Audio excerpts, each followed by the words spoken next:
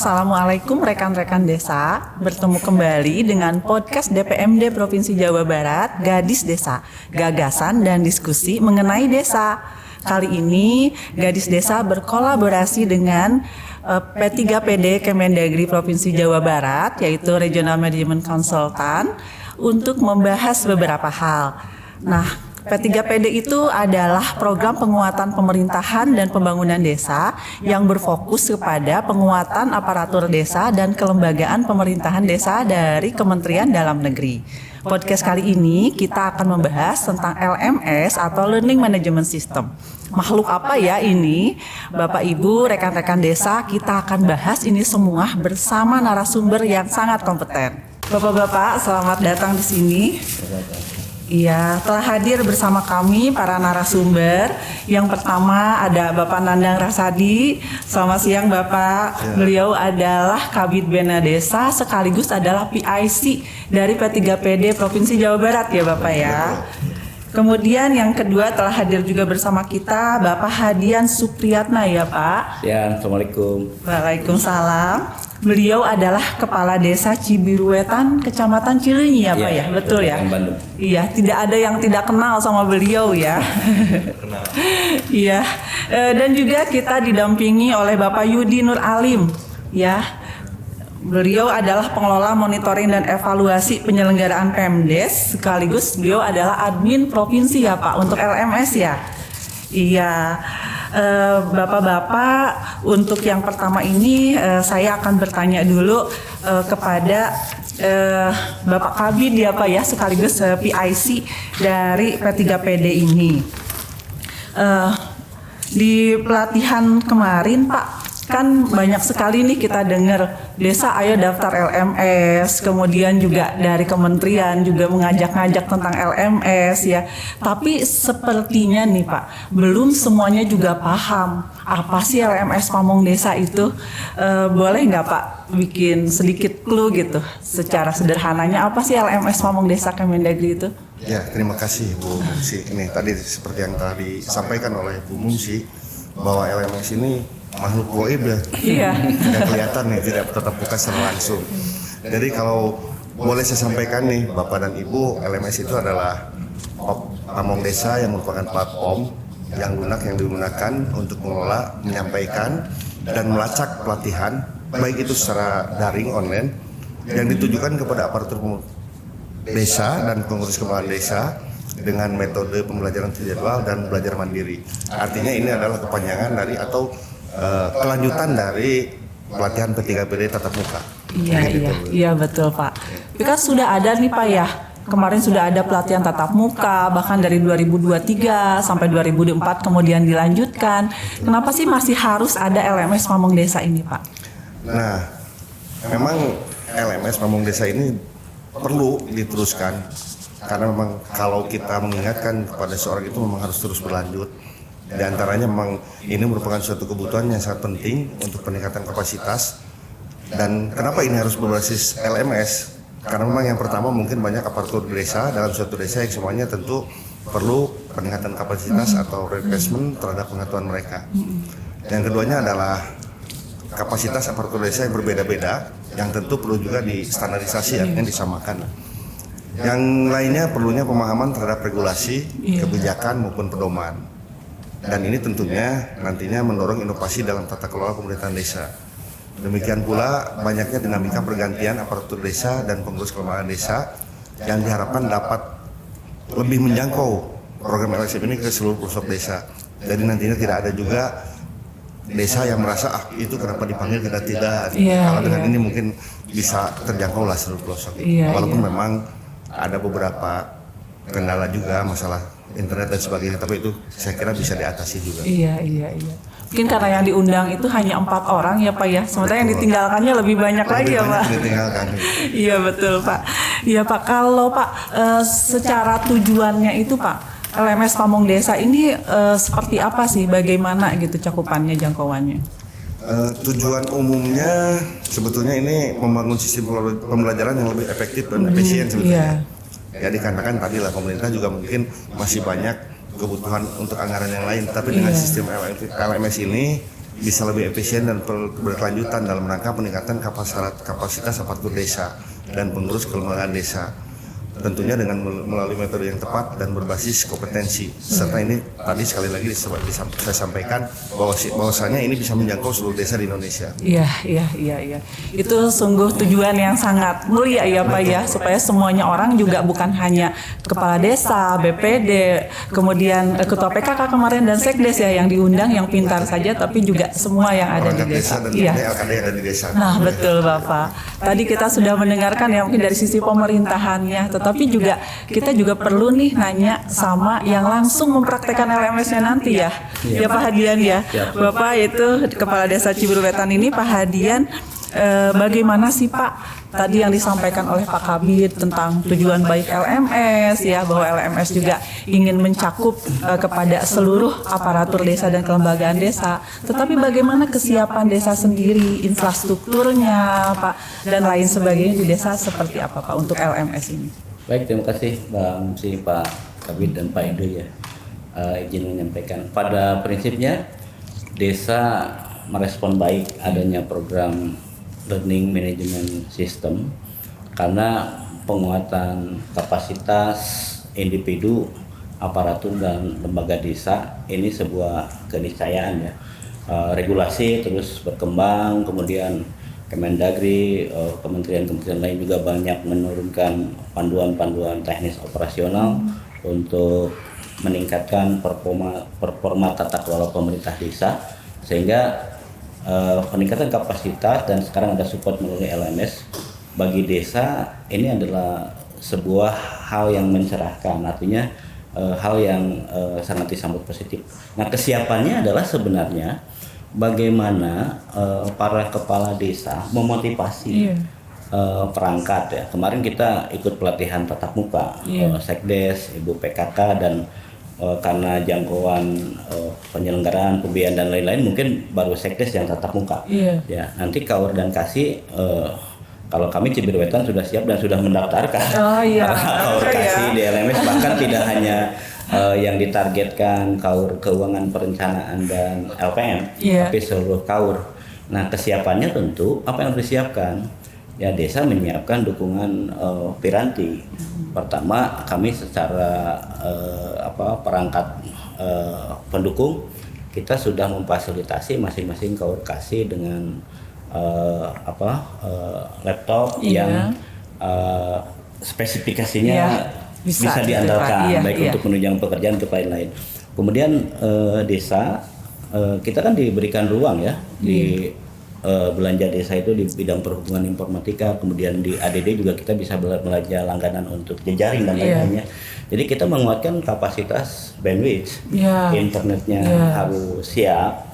Kemudian secara moral di dalam proses-proses pembinaan pertemuan perangkat desa, saya pribadi selaku kepala desa mendorong tentang nilai-nilai pentingnya mengupgrade kapasitas sebagai bagian dari wujud kita sebagai tanggung jawab pelaksanaan pekerjaan. Karena ketika kita diangkat jadi aparat, kita harus mengabdi, kita harus memberikan kontribusi dan harus mampu melayani masyarakat dengan sebaik-baiknya. Nah, nilai-nilai itu yang kita kuatkan sehingga kami mewajibkan. Jadi mungkin ke Pak Kabid juga perlu didorong para kepala desa mengeluarkan peraturan ataupun keputusan yang mengharuskan aparatnya mengikuti proses LMS ini, baik yang tadi pembelajaran mandiri ataupun pembelajaran yang disebutnya terjadwal. Dia harus memegang sertifikat kompetensi sebagai bagian dari evaluasi kinerja aparat. Karena kita tidak khawatir, jangan sampai aparat ikut LMS, pirantinya aktif, aparatnya kemana, dan dia tidak dapat apa-apa. Gitu. Itu harus kita kuatkan. Sehingga kompetensinya harus ada ukur. Kalau kami alhamdulillah punya KPI untuk perangkat desa, dan itu terinspirasi saya tadi. Oh iya, kalau ini mau jalan harus dijadikan wajib prasyarat. Karena evaluasi kinerja kita kan 6 bulan dan tahunan. Jadi mengganti kepala desa seperti tadi disebut ada eksodus kepala desa baru dan lain-lain. Ini tidak akan terjadi kalau kita nanti berbasis kompetensi. Saya kira presentasi. Iya Pak, berarti tadi ada dua hal Pak ya, selain juga dukungan support dari APBD ya, bandwidth-nya, perangkatnya dan lain sebagainya, juga motivasi dari kepala desa sebagai pemimpin ya Pak ya. Dan dievaluasi. Oh iya dan betul. Dengan diberi penugasan. Iya, jadi evaluasi juga itu akan mendorong mereka ya Pak ya untuk terus. Nah tapi ini kan Pak mungkin di Cibiru Wetan ya Pak, yang notabene ini pernah jadi juara lomba desa ya Pak. Dibina Pak Kabin. Iya. Tetapi bagaimana Pak? Apakah ini juga relevan Pak dengan desa-desa lain, misalnya yang di pelosok, yang di mana terhadap penggunaan LMS ini gitu sebagai peningkatan kapasitas? Ya, saya kira untuk Jawa Barat harusnya relevan ya. Jabar Caang sekarang ya. Jadi apalagi dari Kominfo kan ada program desa digital untuk penanganan kawasan dan lain-lain. Aspek konektivitas saya kira kalau niatnya besar, sekalipun di kantor desa misalnya blank spot, tetapi diarahkan oleh kepala desa ya pada saat pembelajaran untuk waktunya LMS bisa saja turun ke kantor kecamatan, maka harus berkoordinasi juga nih untuk menunjang teman-teman apabila yang desanya di pelosok tidak ada bandwidth, mungkin di kecamatannya sudah lebih terjangkau, ya kenapa tidak dijadwalkan. Sehingga penting berkoordinasi gitu. Jadi tidak ada relevan untuk semua desa. Kemudian kesenjangan fasilitas pendukung itu adalah hal yang tidak mustahil untuk diikhtiarkan. Iya, betul. Kalau memang desa support tadi, kita sekarang kan eranya seperti desa bisa mengembangkan internet service provider. Iya. Ya, itu yang sistem radio ataupun sistem jaringan. Iya. Saya kira ketika LMS ini dijadikan sebagai sebuah kebutuhan dan kesadaran kolektif dari aparatur dan lembaga desa untuk meningkatkan kompetensinya, yakin akan sukses dilaksanakan. Iya, iya Pak. Nah untuk suksesnya itu kan tadi Bapak ada menyebutkan kecamatan, ada Diskom Info ya Pak, dan tentu saja kita di sini kan desa ini di bawah DPMD juga. Harapannya supaya sukses ini LMS ya bukan hanya di Cibiru Wetan tapi seluruh desa di pelosok Jawa Barat ini support yang diperlukan atau dukungan yang diharapkan baik dari pemerintah pusat ataupun daerah itu seperti apa Pak? Yang pertama karena kita bicara sekarang di provinsi ya, tentu di DPMD mungkin terjalin komunikasi dengan Kominfo provinsi untuk juga mendorong himbauan DPMD ke DPMD, Kominfo ke Kominfo, kemudian mereka berkoordinasi di wilayah memetakan kecamatan-kecamatan mana yang masih ada blank spot, kemudian ada upaya untuk mengatasi kesenjangan digitalnya. Karena kita pernah sekali ya dalam proses-proses seremoni kegiatan misalnya di hutan sekalipun ternyata internet bisa diikhtiarkan, jadi bisa dengan mendatangkan mobil Kominfo yang bisa menangkap sinyal dengan baik, sehingga bisa jadi disolusikan di wilayah Jawa Barat ini yang blank spot mungkin pada hari-hari dilaksanakan proses pembelajaran karena ada jadwal tertentu kan tidak setiap hari. Jadi kita lakukan pembelajaran bersama antar desa dengan memabat satu bandwidth dan difasilitasi. Karena kalau tidak berkolaborasi dengan dinas yang memiliki kapasitas di faktor pendukung lainnya, saya kira ini akan menjadi program-program yang bersifat parsial, harus kolektif. Betul. Iya, harus berkesinambungan ya Pak ya. Iya, tadi menarik sebenarnya yang disampaikan juga oleh Bapak bahwa untuk menguatkan ini perlu ada regulasi-regulasi khusus ya tadi kata Bapak, baik di desanya. Kalau misalnya saya di desa kan sudah membuat key performance indicator. Jadi seorang koordinasi itu berbasis tupoksi di peraturan Menteri Dalam Negeri kan di SSTK sudah ada kompetensi dasarnya. Nah itu diukur. Yang diukur dalam implementasi pelaksanaan tugas.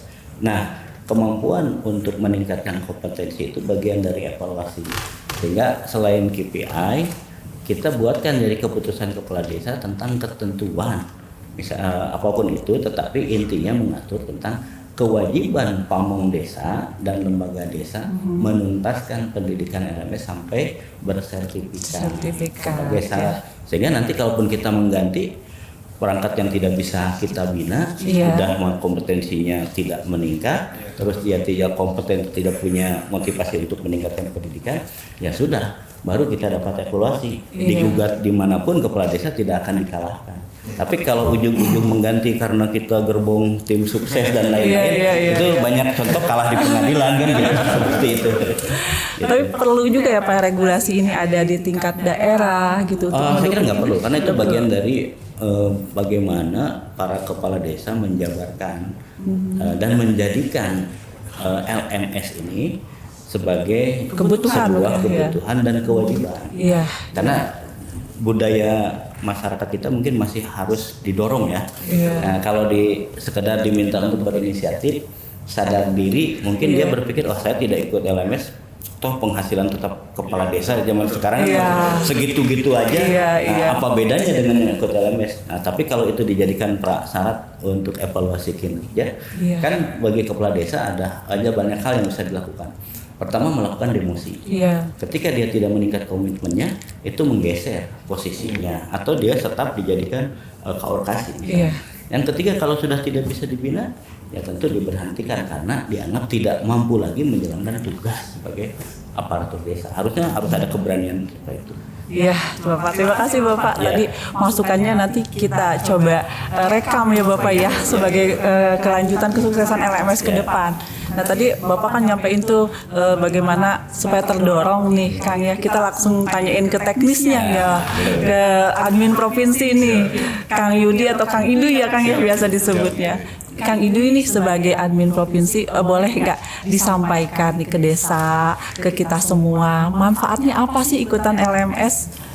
Baik, terima kasih Bu Musi, Pak Kabid, Pak Kades, izin saya mewakili mungkin dari DPRD Provinsi sebagai admin provinsi Iya. di sini. Terkait dengan keunggulan, memang sebenarnya banyak sekali keunggulan yang tadi sudah disampaikan Pak Kabid dan Pak Iya. Kades juga. Cuman yang utamanya mungkin di sini yang terkait dengan anggaran, waktu, dan tenaga gitu. Jadi mungkin sedikit bercerita ya Bu Musi.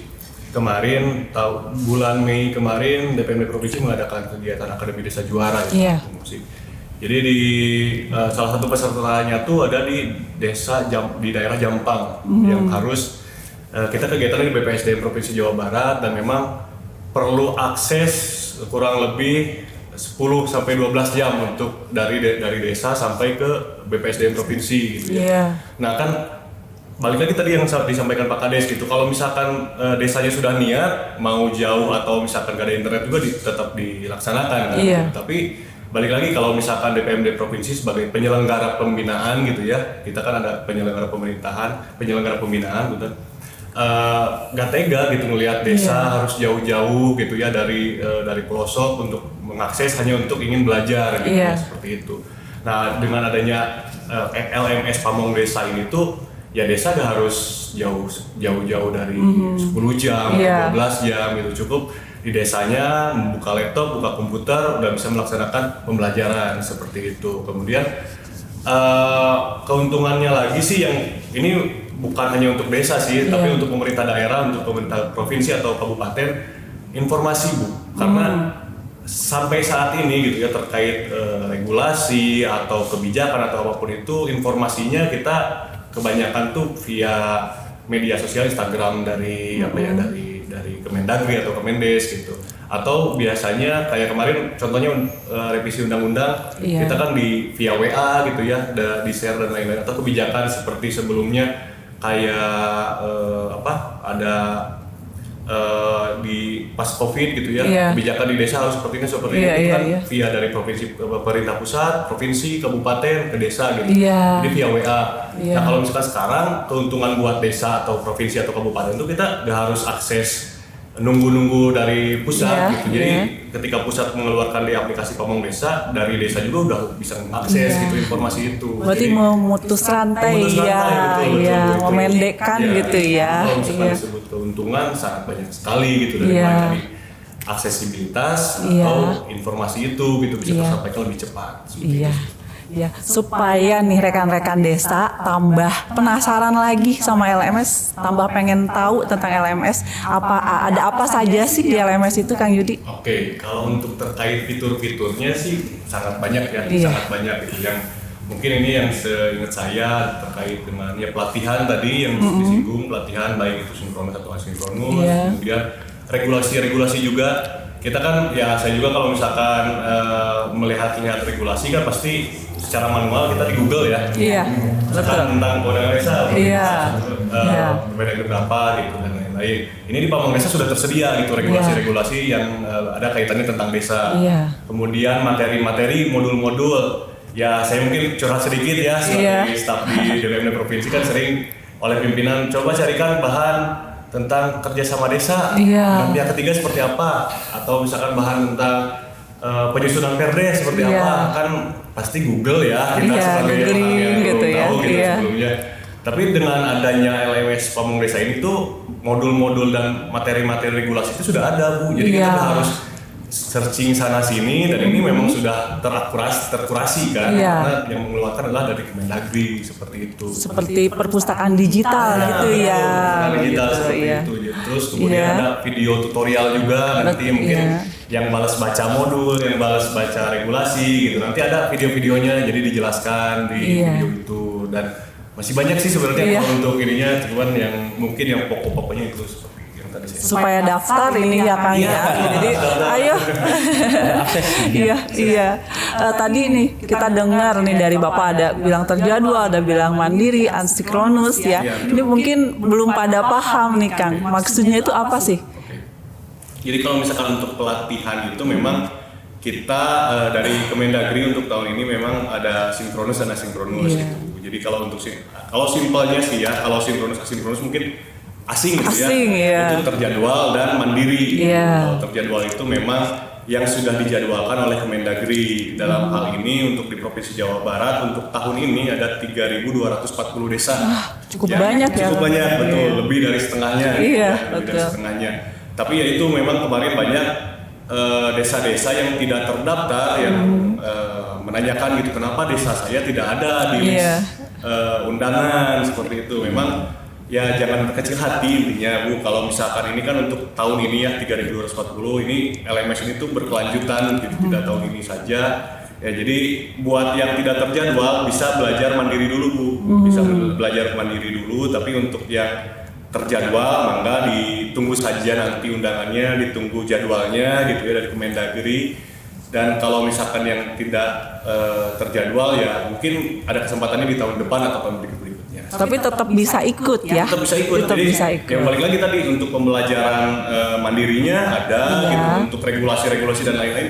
Menurut saya sih aplikasi Pamong Desa ini tuh menjawab kebutuhan desa bahkan kabupaten sama provinsi gitu.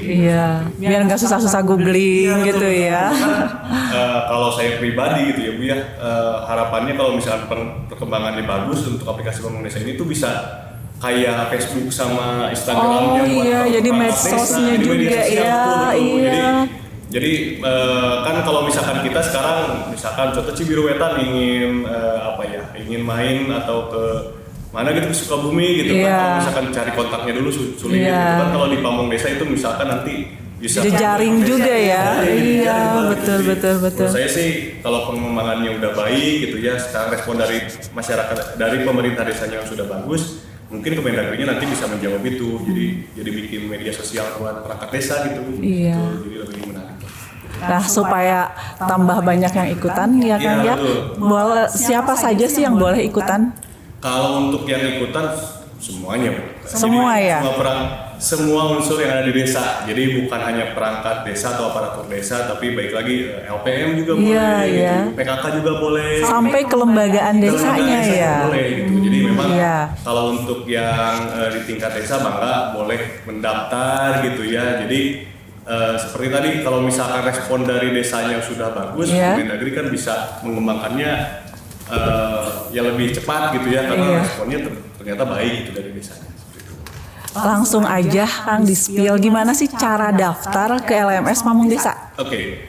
Kalau untuk daftarnya sebenarnya simpel Bu. Daftar kayak daftar Facebook, kayak daftar Instagram. Sekarang kan hampir semua masyarakat lah punya Facebook, punya Instagram, atau TikTok gitu ya gitu. Jadi simpelnya nanti dibuka saja di pamongdesa.go.id. Kemudian di sana langsung ada 4 kolom tuh, masuk, daftar, regulasi dan lain-lain. Nah, nanti tinggal diklik aja daftar. daftar, terus isi email, terus nanti setelah isi email, terus password dan lain-lain, nanti akan ada verifikasi ke email yang didaftarkan. Jadi setelah buka Pamong Desanya, dicek juga di emailnya. Nanti setelah dicek di email, klik aja verifikasinya. Setelah itu masuk lagi ke aplikasi Pamong Desa, login gitu ya. Jadi kan setelah daftar, login dulu. Nanti tinggal isi biodata saja. Isi biodata saja. Jadi hanya gampang lah kayak kita bikin Facebook, TikTok dan lain sebagainya, kayak bikin media sosial biasa gitu seperti itu. Ya tadi modalnya cuman NIK, email gitu ya, sama mungkin sahnya dia ya, di desa itu apa? Jadi nanti kan SK ya. SK karena kan ini yang diperuntukannya untuk tadi di aparatur desa dan pengembangan desa. Verifikasinya ya. Jadi kita kan sebagai nanti admin provinsi dan admin pusat itu harus memverifikasi dulu datanya. Betul gak ini teh kalau perencanaan di desa Cibiruetan kan harus lihat dulu SK-nya. Gitu. Jadi nanti admin provinsi bisa ngecek SK-nya, oh ternyata betul, kita memverifikasi itu. Berarti yang punya SK di desa cus langsung daftar ya, begitu ya. Ayo daftar. Nih kita udah dengar dari Pak Kabid, dari Pak Hadian, dan juga dari Kang Yudi ya sebagai admin. Dari semuanya ini nih, kita balik lagi sama Pak Kabid nih Pak. Dari tadi yang disampaikan ya Pak. Iya sebagai PIC-nya nih. Pak, dukungan apa sih yang sudah disiapkan atau akan disiapkan oleh Provinsi Jawa Barat untuk kesuksesan LMS Pamong Desa ini? Mangga Pak. Jadi sebenarnya kami sudah menyiapkan 5 langkah dukungan untuk sukses ya Pak. Sukses dan berjalan lancar. Yang pertama yaitu menyiapkan tenaga pelatih dan tenaga pendukung yang memang berkemampuan mengajar dan juga bisa mengoperasikan platform LMS berbasis web. Yang keduanya secara kontinu kita juga akan memberikan masukan, saran dan ide inovasi untuk penyempurnaan platform dan konten LMS. Yang ketiganya tentu harus dijaga nih sinergitas, kolaborasi dan komunikasi antar unsur yang terlibat di dalam. Iya betul. Nah, yang keempatnya melakukan monitoring evaluasi seperti tadi disebutkan Pak Hadian ya. Monitoring evaluasi secara berkala dan menetapkan rencana tindak lanjut. Dan yang terakhir tentu saja daerah berkomitmen dan mendukung dalam penyelenggaraan pelatihan berbasis LMS secara berkelanjutan. Tapi tadi juga luar biasa ya Pak. Tadi juga disampaikan ya ada masukan lagi itu dari Pak Hadian tentang tadi jaringan internet yang kurang kuat dan sebagainya. Di kami juga pemerintah Provinsi Jawa Barat sebetulnya kan sudah memberikan mobil maskara ya sudah di internetnya ya. Nah, itu bisa kita petakan juga untuk mendukung kegiatan LMS ini supaya berjalan lancar gitu. Iya, alhamdulillah ya. Bisa didengarkan ini semuanya oleh rekan-rekan desa. Saya gini ada satu Gimana, Pak? masukan tadi kan disebut oleh Kang Idoy ada pendukungnya itu materi berupa video tutorial. Iya, betul. Nah kalau saya juga mendorong kalau tutorial itu kan detail melakukan proses misalnya ya, bagaimana membuat RKPD, bagaimana membuat RPJMDes. Tetapi ada tujuan sebuah pelatihan itu berkaitan dengan nilai-nilai. Iya. Ya, nilai-nilai yang harus kita peroleh, value. Jadi dengan melaksanakan pelatihan ini apa yang diperoleh? Nah, kalau saya mendorong perlunya juga diperbanyak isi selain tutorial adalah video pembelajaran. Nah, kalau video pembelajaran itu beda dengan tutorial. Iya, betul. Tapi apa yang terjadi ketika desa melakukan ini? Iya. Jadi ada nilai apa? Kejujuran, kegotong royongan, ada dari aspek tadi kearifan lokal juga ya. Gitu. Sehingga misalnya gini, seorang perangkat desa, terus dia yang kebetulan di pinggiran itu minimalis tingkat pendidikannya, awalnya tidak punya kompetensi, kemudian muncul menjadi punya kompetensi. Atau aspek tertentu di desa, dari misalnya desa yang menurut FD Scale tadi swakelola swadaya, kemudian dengan diberikan LMS itu menaikkan katanya, karena dia menjadi melek, paham apa yang harus dibidik di desa. Saya kira itu penting. Ya, menarik. Supaya tambah termotivasi nih rekan-rekan desa untuk segera mendaftar di LMS Pamong Desa, kita dengerin yuk dari para motivator ya kalau sekarang namanya yang sangat komplit ini. Oke, dimulai dari Kang Idu ya Kang. Silakan.